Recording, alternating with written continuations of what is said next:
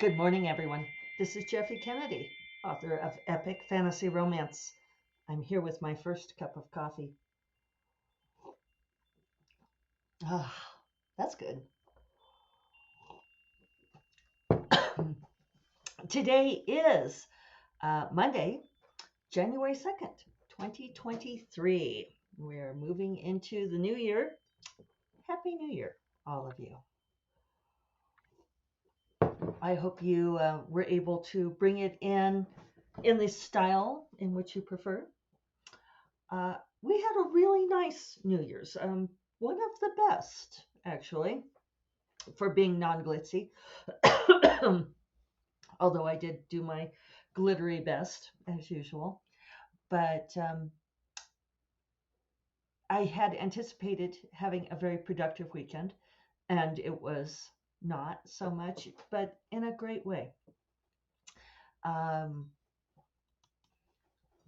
there, I was choking on my coffee ever so slightly. So Saturday, which was New Year's Eve, we went over to our friends, to Megan and Charlie's, for New Year's Eve dinner. And so they cooked, Charlie cooked. He made us this amazing meal of duck confit and tangy red cabbage and these roasted potatoes that Charlie's British, and he was trying to recapture how his grandmother made potatoes. And these were possibly the best potatoes I've ever had in my entire life. They were little crispy on the outside. They were little potatoes and slightly crispy on the outside, almost like a caramelized kind of crispiness, and then melt in your mouth, buttery in the middle. Oh, they were so good. And made a baked Alaska. And so on Saturday, I did things like laundry, and uh, I did do some businessy stuff. Uh, got Platinum all uploaded for release later this week. Oh, later this week.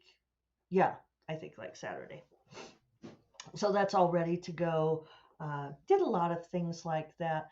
And I also realized that I needed to get my acting gear if I was going to make Baked Alaska. So it didn't turn out perfectly. I hadn't made it in something like, well, not since we moved to Santa Fe. So something like 15 years.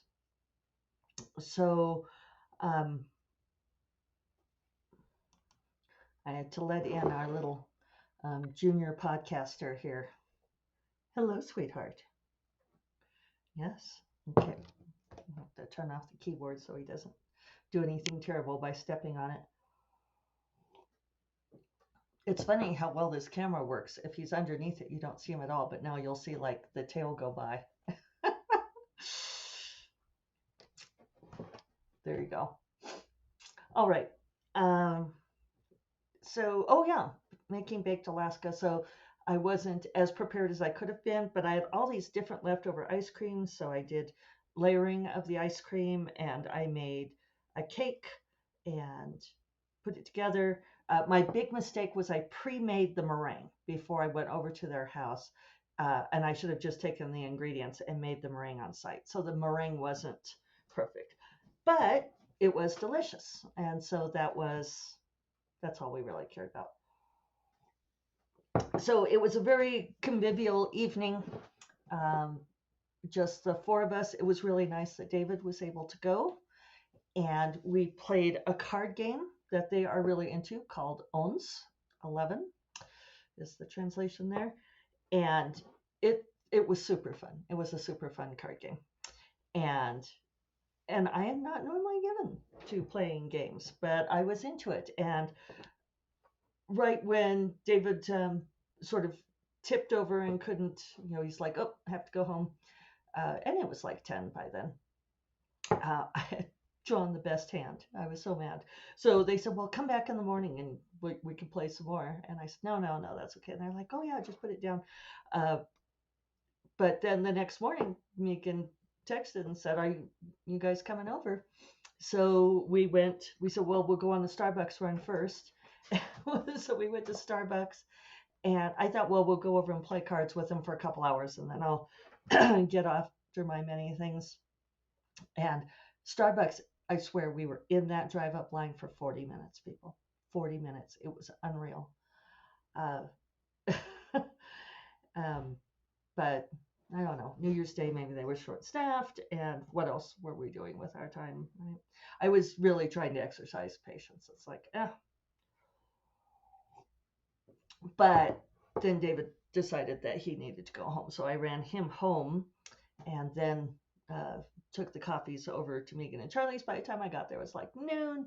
It was a very gray and overcast day, which it is again today.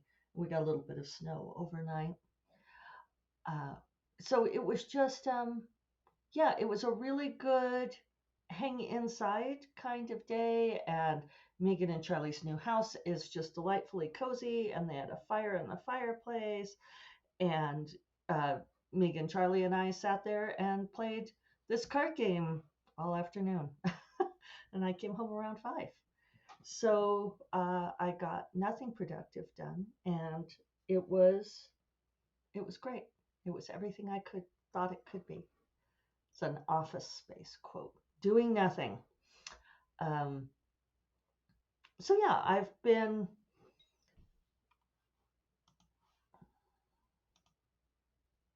Oops, this is still recording. I tried to pause, but I've lost my connection. Oh, there we go.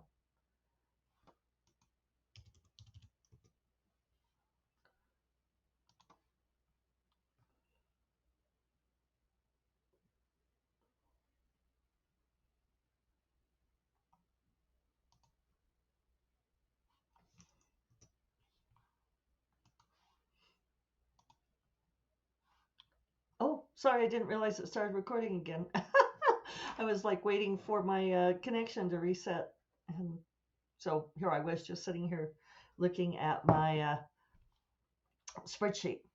So I don't have my year-end numbers for you all yet, but I think a lot of people are still on holiday today, so I'll do that tomorrow. Look at some of my goals and metrics. I do have some numbers, however. One thing that is definitely true, definitely true. Oh, I was talking about office space doing nothing, wasn't I? All right, but something that is definitely true is that I did gross more money uh, last year than I did before. I suspect I netted more too because I reduced a number of expenses, but I haven't confirmed that. However, it is not that much more. And I figured out that it actually covers the cost of living in New Mexico, the increase. So, when I worked for the day job, we used to talk about giving people raises every year that would cover at least cost of living. So that meant that you weren't going underwater, but you weren't necessarily improving. So I'm not going underwater, um, which is good. That's still much better, and I'll take it. Um, it also does not count other money that I made from like teaching workshops or author coaching and so forth, which I think has gone up also. And I don't track that as closely as I track royalties. Um, I think I mentioned before, but I find this very interesting as far as book sales and so forth. Uh, and I count everything, the books I sell myself and what I get from Trad and what I get from Indie, and I parse them all out. But my traditional income came out to within $100 of what it was in 2021. I mean, almost exactly.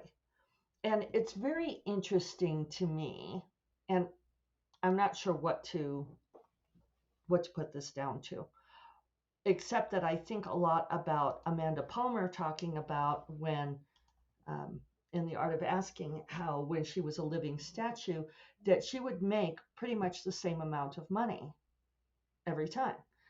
Like when she evened it out, that she would always make about the same amount of money. And so there's different kinds of ways of looking at this. And like the success people will say, well, it has to do with the manifestation of your thoughts and so forth.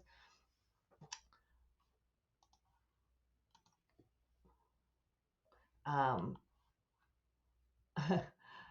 this is being very squirrely today, so I'm making sure it's still recording. But the thing is with traditional publishing, you get your advances. You hope you get your advances, which are sort of the lump sum inflow. But then when you're not getting your advances, you're getting the royalties on your books, which tend to be quite low in trad because your percentage is low. And so for starting in 2016, I was making it was probably fairly level, slightly declining. So 2016 was a good year. Then it went down slightly to 2017, but not by much, by $1,000. 2018, I got a nice little bump up. Oh, sorry, I'm looking at the wrong numbers. Yeah, because I was going to say 2017, I should have gotten a really good bump because that was St. Martin's. But otherwise, my trad income tends to be pretty steady. And I mentioned this to a few of my writer friends, and they're like, "Well, what do you put this down to?" And it's like, I don't know. Sometimes I wonder if I wonder if they just like tend to feed us a certain amount that they think we're supposed to get. Technically, you should be able to go in and audit your books. It would be really expensive to do that. But maybe that is being overly paranoid, because certainly from 2021 to 2022, there was a big shift in that I got the rights back for those 10 Carina Press books. So that was 10 books on my backlist that went from receiving traditional publishing income to indie income. Although so far I've only gotten up the 3 Covenant of Thorns books and the and I'm doing Facets of Passion. Facets of Passion, 2 of them are out so far, 5 Golden Rings and Sapphire, and then Platinum and Ruby will be out this month. And then I'll have the other 3 contemporary BDSM novels, and then I'll have them all up again. So the way that this works, I'm seeing if I can pause and it won't let me. Yeah, lost connection. Then I have to make sure it doesn't pause when I'm not looking. I should just stop trying. I'm going to stop trying and look at this.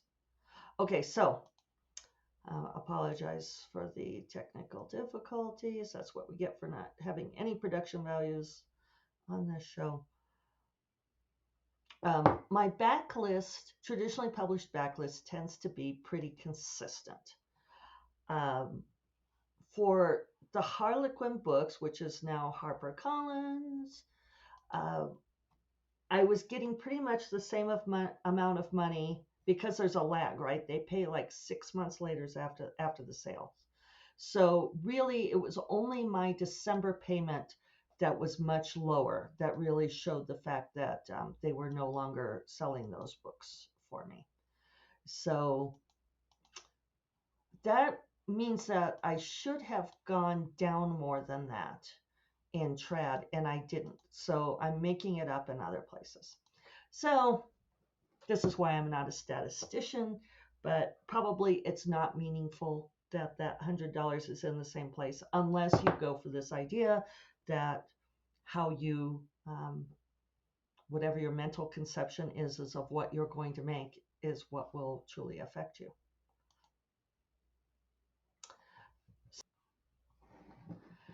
So David's very much of the perception that, or of the idea, sort of like Napoleon Hill and all these other people, that what you think you're going to make is, affects what you actually make. And he said that he thought I should try reframing what I think of my traditional publishing income. And I said, well, I really don't think about it much at all because I feel like I can't affect it very much. But that's probably not true. So one of the goals for the year, and I think this has been a goal for the last couple of years, but I actually made a plan. I started to make a plan that I have to find it if I can find it. oh, here it is, that I am going to um, be doing backlist promo this year. I'm going to, I actually made a schedule. And so I have my front list promo and then I have my backlist promo. So we'll see how that goes. And I am going to include um, some stuff for the traditionally published books. I probably have gotten to a place where I don't push those nearly as much as I could, just because I feel like somebody else is making all the money on them. But that's not fair. That's not fair at all. The other financial milestone is that Dark Wizard has officially become my best-selling book. It passed the Mark of the Tala, which is salient because the Mark of the Tala came out in 2014, and that has been earning money for me for 8 years, right? But that's also traditionally published, so I don't make as high a percentage on it. But still, Dark Wizard is now my best earner, which is great. Uh, so yeah, those are kinds of the things that I've been looking at. I don't know if I have much else to mention. Oh, the other good thing about 2022 that I did make more money, but even more important was that my monthly average was higher. Meaning that I didn't have, in 2021, I had several spikes, which was great, but I also had several very low months. So I managed to get this much more even in 2022, which I believe is the result of backlist. I read that a long time ago, that if you want to be, uh, make your living as a writer, that one of the things you really need is a robust backlist, because it does continue to make you that money. Like even with my traditional publishing money, even though it's not a lot compared to my indie income, I could tell you the percentage, which I probably should do because that's an interesting number. Hold on a moment here. I would like to know if in Excel there's a faster way to scroll through tabs, if anyone knows that. I'm sure I have this metric in here somewhere. So there's my trad total. And, well, I could do it. Okay, let's do this. All right, my traditional publishing money was 15% of my income, and the rest was from indie sales. So I think that's important. Um, Looking at the year ahead, I am definitely going to be emphasizing those, regular releases of the indie projects. So that's where we are. Uh, I will do more on some of my other milestones tomorrow. We'll see if I change my mind on stuff, but I'm feeling pretty good about uh, what I'm doing. Oh, and one thing I wanted to talk about a little bit, even though I'm close to out of time, is I had not mentioned this before, but because it felt like it wasn't my business to mention. But for those of you who know Robin Perini, wonderful author of romantic suspense, Robin has been very, very sick. She got sick before Christmas. She was hospitalized for pneumonia. It's not COVID, but she's been in a coma, and it is looking like she's probably not going to make it. That's our latest word. We've been getting regular updates from people going to visit her, and they've been doing all kinds of stuff. They've been keeping her sedated in order to, try to pull her through this, and her body's shutting down, and it's just really sad. Robin is about my age. I've known her for years and years. She lives in Albuquerque, one of the Lyra gals. She and I have taught workshops before. Um, Some of you who come from the land of RWA, may remember the wonderful workshop she taught on story magic and so forth. And yeah, it's maybe a miracle will happen, but it's sounding like not. They've got her on do not resuscitate now. So I will announce and let people know what's going on. But I haven't seen her since pre-pandemic. Dorinda and I talked about going to go visit her, but she's not conscious. So yeah, sorry, ending this on sad news, but I did want to mention it for those of you who may know her. Think good thoughts for her, and we may be having to say goodbye.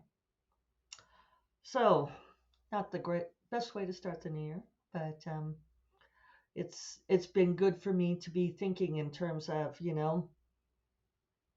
I Robin works hard. She always worked hard, and I work hard. And sometimes it's like, well, it's good to remember to savor the moment, right? Because things can change fast. So that's one of my things as I'm looking forward to this next year. And I know this goes against a lot of things that I've been saying the last few weeks about trying to get better word count, but I do want to find ways that I can try to be more productive and focused when I'm working, and then enjoy things more. Find ways to, uh, go and have fun and do things that are more just for play. So we shall see. Um, Maybe that's enough of a plan, but I keep thinking I need a more detailed plan than that. Anyway, I hope you all have a wonderful beginning of the new year, and I will talk to you all tomorrow. You all take care. Bye-bye.